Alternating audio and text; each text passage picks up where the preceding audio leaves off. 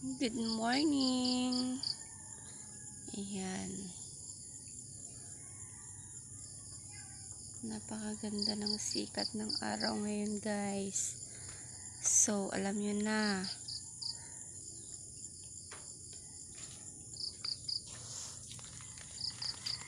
Tayo na ay maglalaba. So, guys, tapos na ang Valentine's Day. Ibig sabihin nun, laba day naman. Laba day na tayo.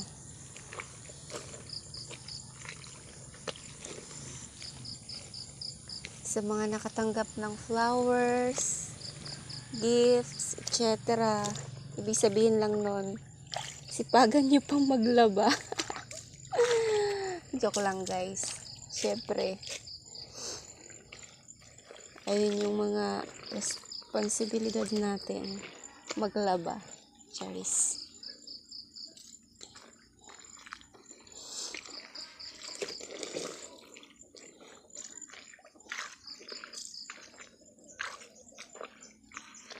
Ito na lang naman yung labahan ko ngayon kasi kahapon tapos ko na yung mga puti.